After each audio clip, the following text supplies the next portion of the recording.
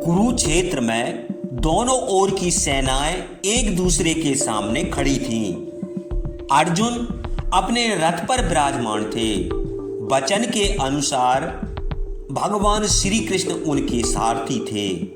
अचानक युधिष्ठिर ने अपना कवच उतार दिया और शत्रु पक्ष की ओर चल दिए। उनके इस व्यवहार से दोनों ओर के योद्धा आश्चर्यचकित रह गए। युधिष्ठिर ने भीष्म, गुरु द्रोण, कृपाचार्य और अपने मामा शल्य के पास जाकर उनका आशीर्वाद लिया। फिर कवच पहनकर अपने रथ पर लौट आए। शत्रु पक्ष में भीष्म, द्रोण और अन्य सगे संबंधियों को देखकर अर्जुन का मन दुखी हो गया। उनके मन में मोह उत्पन्न हो गया। अतः वे गांडीव को रथ पर रखते हुए बोले, हे श्री कृष्ण, यदि अपने सगे संबंधियों को मारकर ही हमें राज्य प्राप्त होना है तो ऐसा राज्य मुझे नहीं चाहिए। अर्जुन को इस प्रकार हतोत्साहित देखकर श्री कृष्ण मुस्कुराए।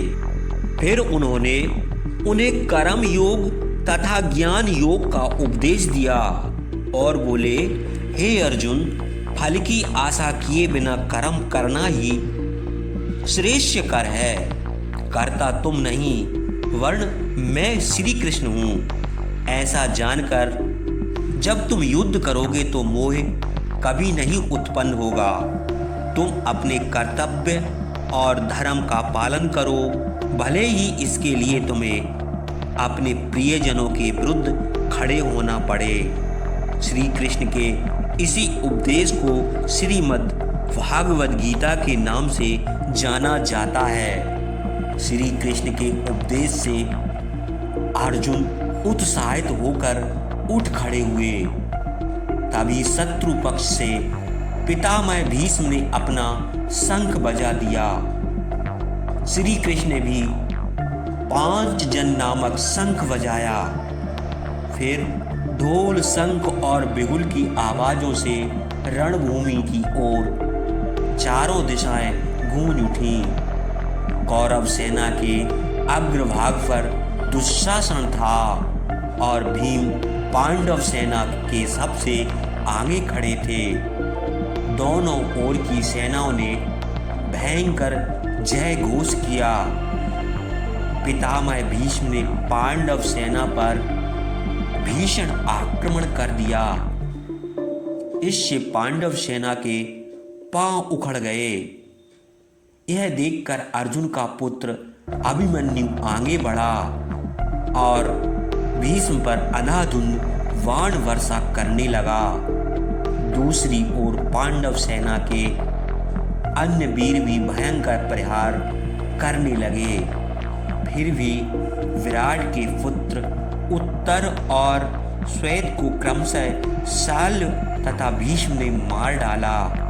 इस प्रकार पहले दिन पांडवों के कई योद्धा मारे गए। कौरवों का हाथ पहले दिन ऊपर रहा। पहले दिन के विजय से उत्साहित होकर कौरव सेना ने दूसरे दिन पांडवों की सेना पर भयानक आक्रमण कर दिया। पितामह भीष्म ने पांडवों के बहुत से सैनिक मार डाले। पांडव सेना में हाहाकार मच गया। तब अर्जुन स्वयं भीष्म के सामने जाकर खड़े हो गए। अर्जुन ने उनके सभी बाण बीच में ही काट दिए और कौरव सेना को मृत्यु के मुंह में झोंकने लगे।